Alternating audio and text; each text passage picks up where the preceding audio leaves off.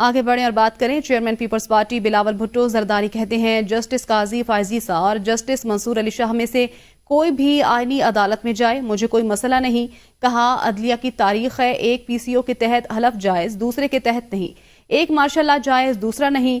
افتخار چودھری پی سی او جج تھے، دونوں ہاتھوں سے سیلوٹ کرتے ہیں۔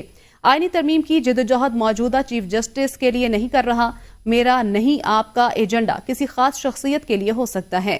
افتخار چودھری، جنرل کیانی اور جنرل پاشا کے درمیان مکمکا ہوا۔ اگر ہم افتخار چودھری اور افتخار چودھری کے بعد دوسرا جو چیف جسٹس آنے والا تھا اس زمانے میں یہ کرتے، کیا یہ متنازع ہوتا؟ نہیں ہوتا، آف کورس ہوتا۔ ثاقب نثار اور گلزار متنازع ہوتا؟ نہیں ہوتا۔ بندیال اور عیسیٰ متنازع ہوتا؟ نہیں ہوتا، ہوتا۔ ہم نے ایک آئینی وفاقی عدالت بنایا، مگر چاروں صوبوں میں صوبائی سطح پہ بھی آئینی عدالت ضروری ہے، تاکہ صوبائی سطح پہ جہاں مزید لاک ڈاؤن ہو، where the lowest rung of the judiciary is where the wheels of justice grind the slowest، وہاں میں چاہتا ہوں کہ میں عوام کو کہہ سکوں کہ ہم آپ کو جلدی اور فوری انصاف دلوا رہی ہیں۔ وفاقی حکومت اور پیپلز پارٹی نے آرٹیکل 63A کی تشریح کیس میں نظر ثانی اپیل کی حمایت کر دی۔ پی ٹی آئی کی جانب سے مخالفت کی گئی۔ Supreme court practice procedure committee اجلاس میں کیس کی سماعت کے لیے 5 رکنی لاجر بینچ تشکیل دیا گیا۔ جسٹس منیر اختر کے بعد جسٹس منصور علی شاہ نے بھی بینچ میں شمولیت سے معذرت کر لی، جس پر جسٹس نعیم اختر افغان کو بینچ میں شامل کیا گیا۔ مزید تفصیلات کے لیے یہ رپورٹ دیکھیے۔ میں آرٹیکل 63A کی تشریح سے متعلق نظر ثانی اپیل پر سماعت ہوئی۔ سماعت چیف جسٹس قاضی فائز عیسیٰ کی سربراہی میں 5 رکنی لاجر بینچ نے کی۔ بینچ میں جسٹس جمال خان مدوخیل، جسٹس نعیم اختر افغان، جسٹس امین الدین، جسٹس مظہر عالم خان شامل تھے۔ دوران سماعت سپریم کورٹ بار کے صدر شہزاد شوکت نے موقف اپنایا۔ اس کیس میں صدارتی ریفرنس بھی تھا اور 184/3 کی درخواستیں بھی تھیں۔ چیف جسٹس نے ریمارکس دیے کہ دونوں کو یکجا کر کے فیصلہ کیسے دیا جا سکتا ہے؟ صدارتی ریفرنس پر رائے دی جا سکتی ہے، فیصلہ نہیں دیا جا سکتا۔ صدارتی ریفرنس پر صرف صدر کی قانونی سوالات کا جواب دیا جاتا ہے۔ فیصلے میں یہ کہاں لکھا ہے کہ ووٹ نہ گنے جانے پر رکن نااہل ہوگا؟ فیصلہ تو معاملہ جماعت کے سربراہ پر چھوڑ رہا ہے۔ کیا آرٹیکل 63A سے متعلق فیصلہ آئین کے آرٹیکل 95 اور 136 کے برخلاف نہیں؟ ضمیر کا فیصلہ کون کرے گا؟ لوگوں کے ضمیر میں کون جھانکے گا؟ فیصلے میں وضاحت موجود ہے کہ نااہلی سے متعلق کون سی شکیں از خود نافذ ہوتی ہیں اور کون سی نہیں۔ شہزاد شوکت نے استدعا کی فیصلے کو واپس لیا جائے۔ یہ فیصلہ آئین دوبارہ لکھنے جیسا ہے۔ وفاقی حکومت اور پیپلز پارٹی نے بھی نظر ثانی اپیل کی حمایت کر دی۔ پی ٹی آئی کے وکیل بیرسٹر علی ظفر نے نظر ثانی اپیل کی مخالفت کی۔ پیپلز پارٹی کے وکیل فاروق ایچ نائک نے موقف اپنایا کہ انحراف کا اطلاق تب ہوگا جب ووٹ گنا جائے گا۔ اگر ووٹ گنا ہی نہ جائے تو مطلب ہے میں نے کچھ غلط نہیں کیا۔ ملک میں عدالتی بحران پیدا ہو چکا ہے۔ تحریک انصاف کے سینیٹر علی ظفر کہتے ہیں ان کی نظر میں 63A پر نظر ثانی درخواستوں کی سماعت کرنے والا بینچ غیر آئینی اور غیر قانونی ہے۔ یہ بینچ اس ریویو کے بارے میں کوئی فیصلہ نہیں کر سکتا۔ فیصلہ آئین اور قانون کے مطابق نہ ہوا تو دنیا میں تماشا بنے گا۔ بینچ پر ہمارے سنجیدہ قانونی اعتراضات ہیں۔ بنائی گئی تھی بینچز تشکیل کرنے کے لیے پریکٹس اینڈ پروسیجر ایکٹ کے تحت۔ وہ کمیٹی میں وہ قانونی طاقت نہیں کہ وہ کسی قسم کا فیصلہ دے سکیں جب تک کہ وہ پراپر جو درست کمیٹی ہے اس کو تشکیل نہیں دیتی۔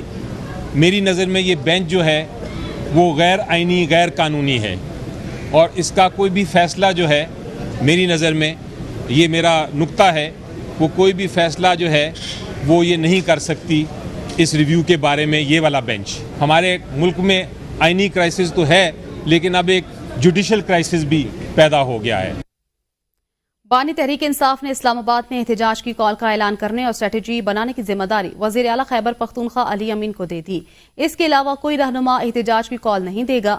بانی پی ٹی آئی نے حکم دیا ہے کہ علی امین گنڈا پور اسلام آباد احتجاج کے میزبان اور منتظم ہوں گے۔ ڈی چوک پر کارکنان کیسے پہنچیں گے اور کتنے افراد پہنچیں گے، حکمت عملی وزیر اعلیٰ ترتیب دیں گے۔ ڈی چوک احتجاج میں تمام تر قیادت ایم پی ایس کے ہاتھوں میں ہوگی۔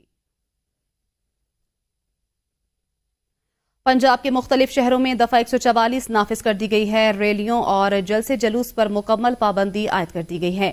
انتظامیہ نے اسلام آباد کو مکمل سیل کرنے کا فیصلہ کر لیا۔ اسلام آباد کے داخلی راستوں پر مزید کنٹینرز پہنچا دیے گئے۔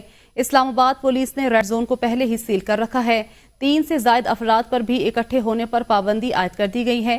دفعہ 144 میاں والی، فیصل آباد، بہاولپور، ٹوبر ٹیکسنگ سمیت دیگر شہروں میں لگائی گئی ہے۔ امن و امان برقرار رکھنے کے لیے ضلع میاوالی میں رینجرز کی 2 کمپنیاں تعینات کر دی گئی ہیں۔ میاوالی میں حکومت پنجاب محکمہ داخلہ نے ممکنہ دہشت گردی کے خطرات کے پیش نظر دفعہ 144 کا حکم نامہ جاری کر دیا۔ حکم نامہ فوری طور پر نافذ العمل ہوگا اور 7 اکتوبر تک جاری رہے گا۔ وزیر خزانہ محمد اورنگزیب کا کہنا ہے کہ پچھلے مالی سال میں معاشی استحکام آیا، کریڈٹ ریٹنگ مستحکم ہوئی، شرح سود میں بھی کمی ہوتی جائے گی۔ وزیر خزانہ محمد اورنگزیب نے کہا ہے کہ صوبوں کے ساتھ نئے قومی مالیاتی معاہدے پر دستخط ہو گئے۔ تمام وزرائے اعلیٰ نے نئے قومی مالیاتی معاہدے پر تعاون کیا۔ قومی مالیاتی معاہدے کے تحت صوبے اپنے ریونیو میں اضافہ کریں گے۔ کریڈٹ ریٹنگ مستحکم ہوئی، شرح سود بھی کم ہوتی جائے گی، ترسیلات زر میں بھی اضافہ ہوا ہے۔ وزیر خزانہ محمد اورنگزیب کا کہنا تھا کہ یکساں زرعی انکم ٹیکس کے نفاذ کا فیصلہ ہوا ہے۔ بعض اخراجات صوبوں کو منتقل ہوں گے۔ گندم اور گنے کی امدادی قیمتیں مرحلہ وار ختم کی جائیں گی۔ پاکستان تحریک انصاف اور جماعت اسلامی کے وفود کے درمیان خیبر پختونخوا ہاؤس میں ملاقات، مختلف امور پر تبادلہ خیال کیا گیا۔ چیئرمین تحریک انصاف نے امید ظاہر کی کہ ایسی ملاقاتیں جاری رہیں گی۔ جماعت اسلامی کا وفد پاکستان تحریک انصاف کی قیادت سے ملاقات کے لیے کے پی ہاؤس پہنچا۔ جماعت اسلامی کے وفد میں حافظ نعیم الرحمان اور لیاقت بلوچ شامل تھے، جبکہ پاکستان تحریک انصاف وفد میں بیرسٹر گوہر خان اور شیخ وقاص اکرم شامل تھے۔ اس کے علاوہ ملاقات میں سلمان اکرم راجہ بھی شریک تھے۔ ملاقات کے بعد مشترکہ پریس کانفرنس کرتے ہوئے حافظ نعیم الرحمان نے کہا کہ غزہ میں نسل کشی جاری ہے، اب اسرائیل مزید بڑھ رہا ہے۔ ایسی صورتحال میں خاموش رہنا بھی ظلم ہے۔ پی ٹی آئی 7 اکتوبر کے لیے ہمارے ساتھ نکلے گی۔ حکومت اعلیٰ ظرفی دکھائے اور 7 اکتوبر کے لیے اعلان کرے۔ تحریک انصاف کے چیئرمین بیرسٹر گوہر نے کہا کہ کوئی بھی ترمیم رات کے اندھیرے میں نہیں ہونی چاہیے، ہم عوام میں ایک ہی موقف لے کر چلیں گے۔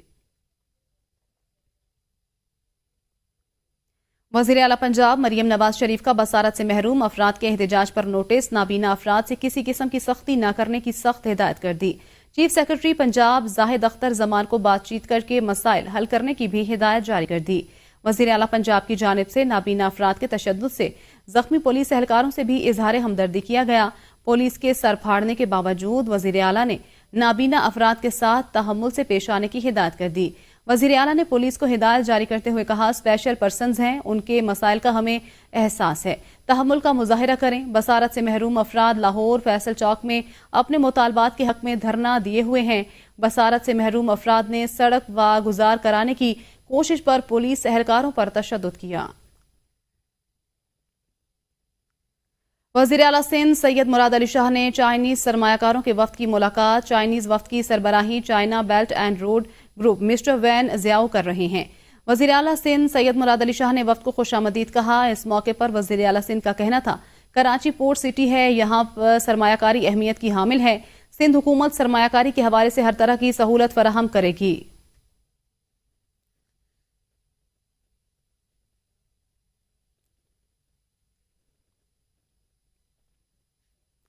وزیر اعلیٰ سندھ مراد علی شاہ کو ریلیف مل گیا۔ اسلام آباد کی احتساب عدالت نے وزیر اعلیٰ سندھ سید مراد علی شاہ کو نوری آباد پاور پروجیکٹ ریفرنس سے بری کر دیا۔ احتساب عدالت کے جج ناصر جاوید رانا نے نوری آباد پاور پروجیکٹ ریفرنس پر سماعت کی۔ چیئرمین نیب کی ریفرنس واپس لینے کی درخواست منظور کرتے ہوئے عدالت نے وزیر اعلیٰ سندھ مراد علی شاہ سمیت تمام ملزمان کو بری کر دیا۔ سماعت کے دوران ملزمان کے وکیل بیرسٹر قاسم نواز عباسی عدالت میں پیش ہوئے۔ رمضان شوگر مل ریفرنس میں بڑی پیش رفت ہوئی ہے۔ نیب ترمیمی قانون کے تحت وزیر اعظم شہباز شریف اور حمزہ شہباز نے ریلیف مانگ لیا۔ احتساب عدالت لاہور میں عدالتی دائرہ اختیار سے متعلق درخواست میں موقف اختیار کیا گیا۔ نئے نیب قانون کے تحت ریفرنس پر سماعت کا اختیار احتساب عدالت کا نہیں۔ عدالت ریفرنس واپس چیئرمین نیب کو ارسال کرے۔ درخواست پر نیب سے 11 اکتوبر تک جواب طلب۔ شہباز شریف کی 1 روزہ حاضری معافی کی درخواست منظور کر لی۔ وزیر اعلیٰ خیبر پختونخوا کے مشیر اطلاعات بیرسٹر سیف نے کہا ہے کہ مریم نواز کے احکامات پر جیل میں بشرا بی بی کو بیجا تنگ کیا جا رہا ہے۔ باپردہ خاتون کی کیمروں کے سامنے تلاشی لے کر تصدیق کی جا رہی ہے۔ رات کو نیند سے جگا کر سیل کی تلاشی کے بہانے ذہنی اذیت دی جا رہی ہے۔ راتوں کو جگا کر بالوں کی تلاشی بھی لی جا رہی ہے۔ بیرسٹر سیف نے کہا کہ بشرا بی بی کے ذریعے بانی پی ٹی آئی کو توڑنے کی ناکام کوشش کی جا رہی ہے۔ بشرا بی بی بانی پی ٹی آئی کے ساتھ ڈٹ کر کھڑی ہیں اور خان کی طاقت بنی ہوئی ہیں۔ مریم نواز کی جعلی حکومت میں خواتین پر ظلم کے پہاڑ توڑے جا رہے ہیں۔ بیرسٹر سیف نے کہا کہ پشاور کی بزرگ خاتون کو بھی گرفتار کر کے پابند سلاسل کیا گیا۔ بزرگ خاتون مریم نواز کی ماں کی جگہ تھی، ان پر بھی ترس نہیں کھایا۔ بانی پی ٹی آئی کے بغض میں جعلی حکومت بوڑھوں بچوں کا بھی خیال نہیں کرتے۔ مریم نواز اتنا ظلم کریں کہ کل پھر برداشت بھی کر سکیں۔ وزیر اطلاعات پنجاب عظمہ بخاری نے بیرسٹر سیف کے بیان پر رد عمل دیتے ہوئے کہا ہے کہ روزانہ خبروں میں رہنے کا یہ بہت بھونڈا طریقہ ہے۔ جھوٹ بولنا اور سنسنی خیز خبریں بنوانا بشرا بی بی کا پرانا شوق ہے۔ بشرا بی بی انڈے کھائیں، مرغی کھائیں یا یخنی پلاؤ کھائیں، مریم نواز کو کوئی پرواہ نہیں۔ عظمہ بخاری کا کہنا ہے کہ مریم نواز کے فرشتوں کو بھی خبر نہیں۔ بشرا بی بی اڈیالہ جیل کے کس سیل میں ہیں؟ بشرا بی بی کو جیل میں ان کے شوہر کی طرح بی کلاس کی سہولیات دی گئی ہیں۔ مریم نواز کو بانی پی ٹی آئی کے دور حکومت میں جن اذیتوں کا سامنا کرنا پڑا، بشرا بی بی ان سب سے محفوظ ہیں۔ مریم نواز کو کوٹ لکھپت جیل اور نیب کے عقبت خانے میں جن حالات میں رکھا گیا، یہ سب بشرا بی بی کی خواہش پر تھا۔ مریم نواز نے جیل کی سختیاں برداشت کر لیں لیکن کبھی عورت کارڈ استعمال نہیں کیا تھا۔ بشرا بی بی توشہ کے تحائف چوری کرنے اور 190 ملین پاؤنڈ کی بندر بانٹ کرنے کے جرائم میں جیل میں قید ہیں۔ ان دونوں میاں بیوی کو جیل میں جو سہولیات میسر ہیں، ایک آزاد شہری اس کا تصور بھی نہیں کر سکتا۔ بشرا بی بی اور عمران خان VIP انداز میں جیل کاٹ رہے ہیں۔ آپ اپنی سیاسی دکان چمکانے کے لیے روز اپنی گندی زبان سے مریم نواز کا نام مت لیا کریں۔ پیپلز پارٹی شعبہ خواتین کی مرکزی صدر فریال تالپور کی زیر صدارت اجلاس سانحہ کارساز کی برسی پر حیدرآباد کے جلسہ عام کی تیاریوں کا جائزہ لیا گیا۔ فریال تالپور نے ہدایت کی یقینی بنایا جائے کہ عوام کو جلسہ عام تک پہنچنے میں کسی قسم کی رکاوٹ اور زحمت کا سامنا نہ کرنا پڑے۔ فریال تالپور کا کہنا تھا چیئرمین بلاول بھٹو زرداری کی قیادت میں 18 اکتوبر کو لاکھوں لوگ جمع ہو کر شہدائے کارساز کو خراج عقیدت پیش کریں گے۔ 18 اکتوبر کو حیدرآباد میں عوام کا سمندر پیغام دے گا کہ ہم اپنے شہیدوں کو نہیں بھولے۔ 18 اکتوبر کو عوام پیغام دیں گے کہ شہید محترمہ بے نظیر بھٹو اور سانحہ کارساز کے شہداء کا مشن زندہ ہے۔ حیدرآباد کا جلسہ ثابت کرے گا جیال شہید بھٹو اور شہید بی بی کے مشن کو پایہ تکمیل تک پہنچانے کے لیے پرعزم ہیں۔ ڈاکٹر ذاکر نائک کی مولانا فضل الرحمان کی رہائش گاہ آمد، ملاقات میں باہمی دلچسپی کے امور پر گفتگو کی۔ ڈاکٹر ذاکر نائک نے مولانا فضل الرحمان سے ملاقات میں عالم اسلام کو درپیش چیلنجز سمیت دیگر امور پر تبادلہ خیال کیا۔ ڈاکٹر ذاکر نائک کا کہنا تھا کہ خواہش تھی مولانا فضل الرحمان سے ملاقات کروں، مولانا فضل الرحمان سے ملاقات کی خواہش آج پوری ہو گئی۔ اسپیکر قومی اسمبلی سردار ایاز صادق سے ممتاز اسکالر ڈاکٹر ذاکر نائک کی ملاقات ہوئی۔ اسپیکر قومی اسمبلی نے پارلیمنٹ ہاؤس میں ڈاکٹر ذاکر نائک کا خیر مقدم کیا۔ ملاقات میں امت مسلمہ کو درپیش چیلنجز، بین المذاہب ہم آہنگی سمیت دیگر اہم امور پر گفتگو ہوئی۔ اسپیکر قومی اسمبلی کے ہمراہ ڈاکٹر ذاکر نائک نے ایوان کا دورہ بھی کیا۔